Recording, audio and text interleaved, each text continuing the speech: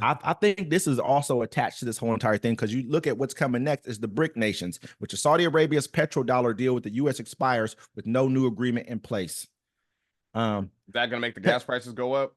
I mean, I think that at the end of the It's day, already like 550 right now.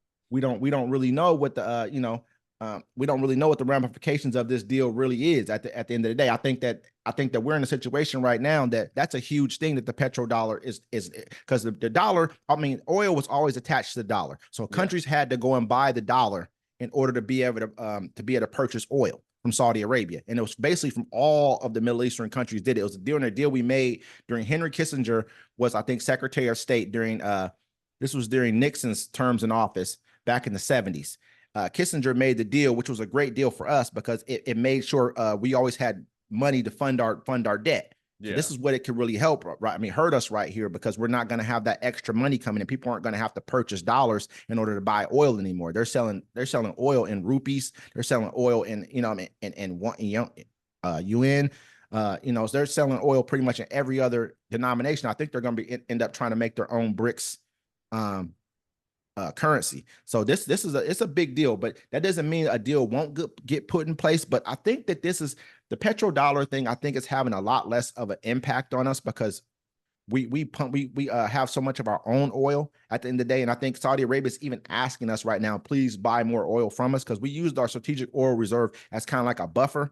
We got like 500 million barrels of oil in our strategic oil reserve. We ended up releasing like 180 million barrels and we sold a bunch of it on the open market. So it drove the price of oil down. And so Saudi Arabia and these other countries, they had the price of oil came down. So what did? We bought more oil cheaper than what we sold our oil for before.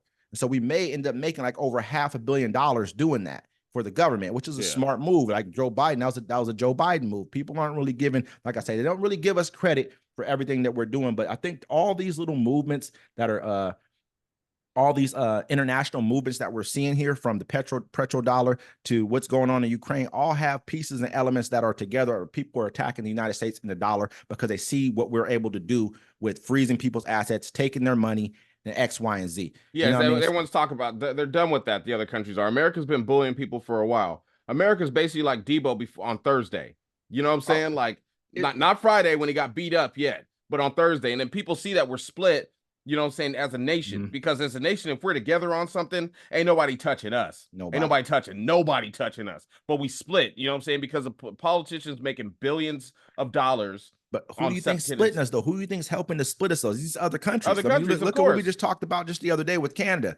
You know, like they got foreign countries and trying to influence what's going on because they understand when you have a democracy, you're a lot easier to be influenced than when you have a like kind of a quasi dictatorship like a lot of these other countries have. Like Russia, they have free and fair elections. Not really, because they're killing. They're killing. I've seen them assassinate the presidential candidates. Exactly, they killed the one guy. They took him to jail. That was Alexei Navalny or something like that. I forget his name. He was in jail, and then he ended up dead. You know, they're. I saw the one where they knew where the camera was, and they drove the car, like they drove a truck and blocked it because he was walking down the street, and they drove the truck and blocked it. Then another car came up, smoked him, and then took off. So all you saw was this dude on the ground dead. I was like, yo. That was cold and dope at the same time. And this is what I'm saying. So we're dealing with countries that have leaders who are in place for 20, 30 years, and it doesn't really matter. You know what I mean? They can come up with things that they're going to be able to do 20 and 30 years from now, but we can't do that because we can't get through 4 years with any cohesiveness within our government. No, it's going to go be 12 years. 12 years with nothing working. Or actually, no, 16. Wait a minute. I'm going to have to slightly disagree because I do believe that Biden has gotten a lot done in his term. We're going to talk about Obama did too. We got free health care because of it.